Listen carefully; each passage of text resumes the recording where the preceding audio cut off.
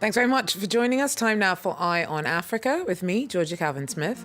Tonight, the Ivory Queen heads behind bars for 15 years. A Chinese national responsible for running a huge ivory smuggling ring is sentenced in Tanzania. Also, for the first time in its history, Burkina Faso is struggling to deal with widespread internal displacement.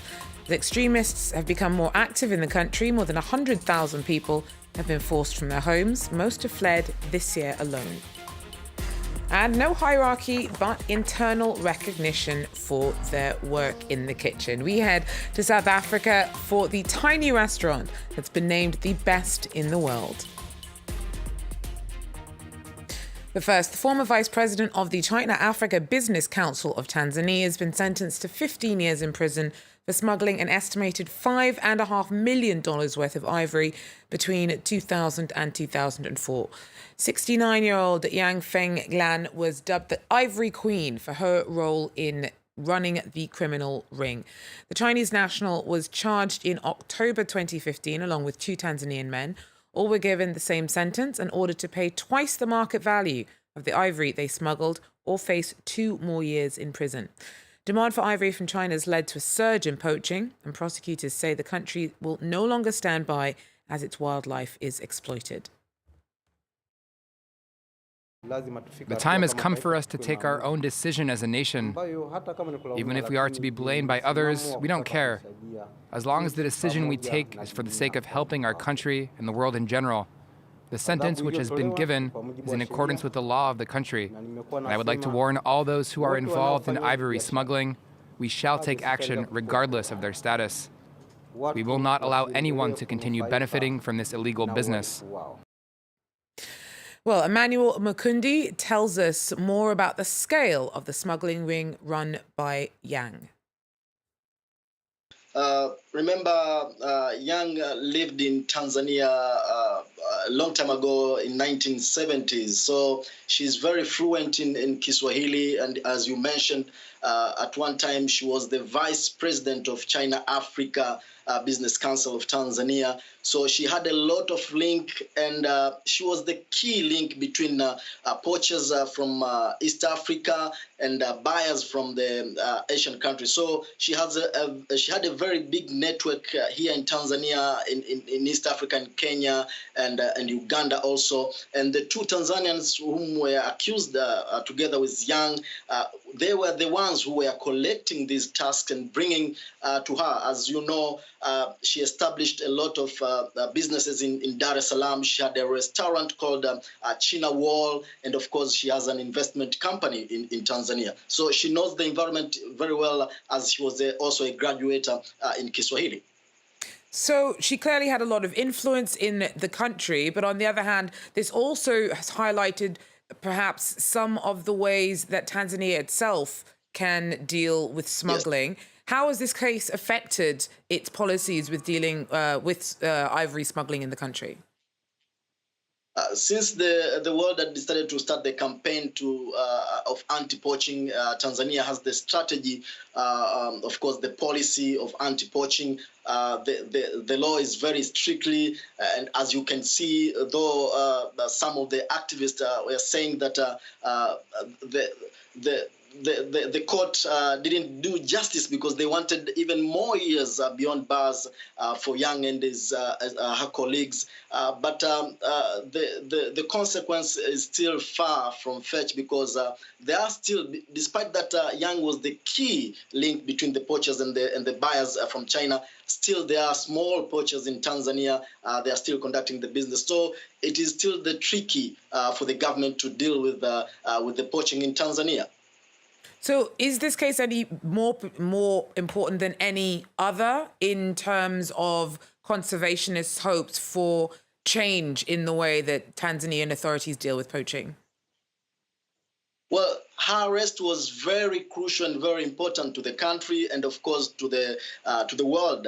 She was the ringleader of the African smuggling ivory. So her arrest in 2015 was the key to the case. And her arrest was that many of the conventionalists wanted her to be arrested because she knew the environment very well. She had the link. She had the officials from the government, from China, from the East African region. So her arrest was very crucial for Tanzania, and it was very important, I think, all over the world, because now at least they have maintained and controlled the poaching. It's no longer as it used to be in Tanzania. Right now, even those who are still doing poaching, they are doing it very secretly, but the system is in place to tackle the problem currently in the country.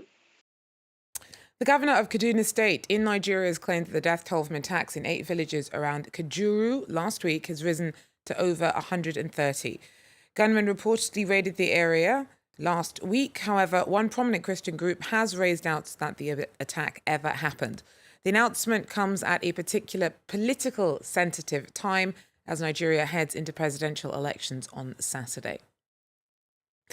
Now, for the first time in its history, Burkina Faso is facing massive internal displacement. A new UN report estimates that factional fighting and attacks by militant extremists have forced around 100,000 people from their homes. Most have fled within just the last 2 months. Our team sent us this report. Fube's camp for the internally displaced is in the heart of the bush, 150 kilometers from Ouagadougou. About 2,500 people live here. Most fled their homes after men raided their villages. Hassanu, a father of 6, managed to escape with his family. The horrific memories of the violence still haunt him. I was at home when I heard shots. They burned the markets, shops and bars. They ransacked everything and killed people. I saw 12 people die. We didn't have time to take our things. We escaped.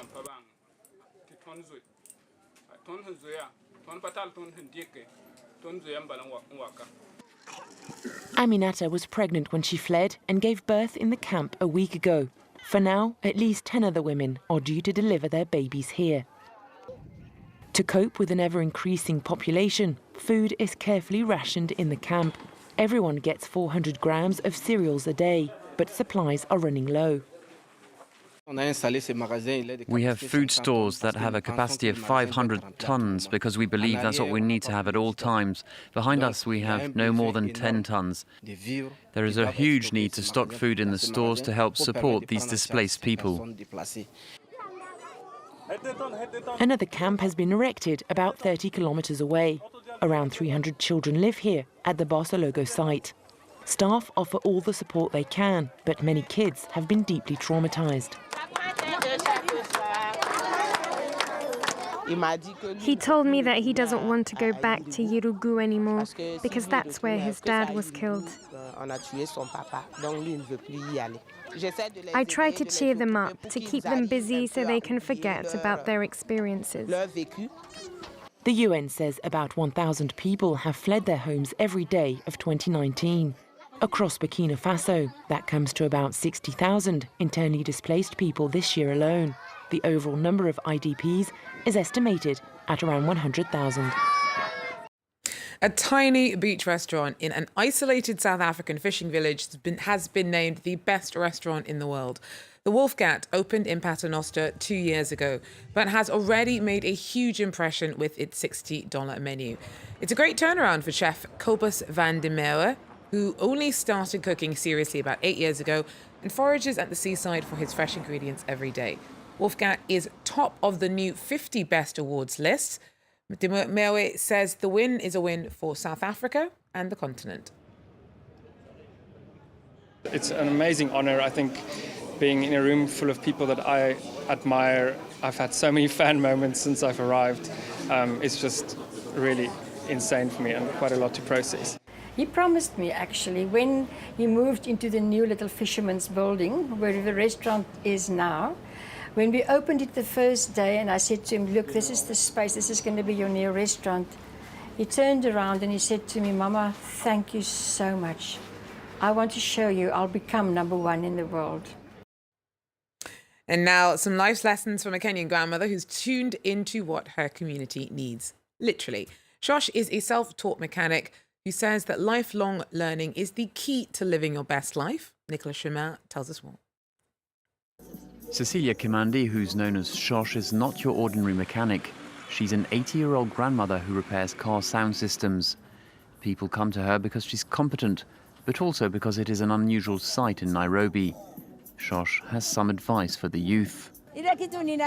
Young people must stop saying there are no jobs. Let them work hard, even if it is shining shoes, roasting maize, or just selling newspapers. They should not rely on education because many of our children are educated, but in the end, they don't find white-collar jobs. She started out as a grocer, but later she read books about how to disassemble car sound systems and has now been doing this job for 30 years. Customers say she's at ease with the latest technology. Whatever product you will choose, she will advise you on what is best for your car.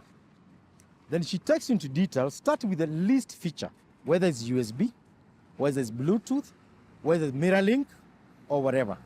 Then she explains to you how to use the different features in each and every radio. Shosh also helps a local radio station with its sound installations.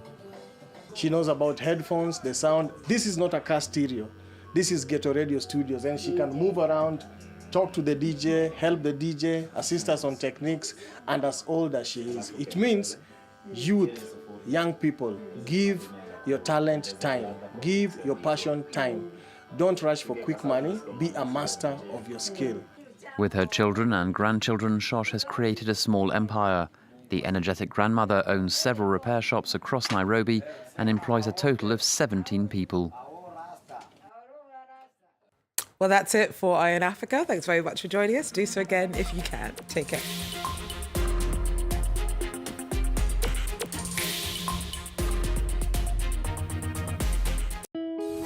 En France 24 nos esforzamos por brindar la mejor información hecha por periodistas de Latinoamérica y del resto del mundo. We look at how technology is shaping the future, and we show you the latest gadgets you can soon get your hands on. نقدم لكم الاقتصاد بطريقة مختلفة، نبسط المفاهيم والمصطلحات كي تكتمل الصورة لديكم. Aquí puedo hablar de medio ambiente, no solo de los problemas que afectan a nuestro planeta, sino también de iniciativas y soluciones que a veces no tienen espacio en televisión. La différence sur France 24, c'est l'idée du reportage. Nos grands reportages, vous ne les verrez nulle part ailleurs.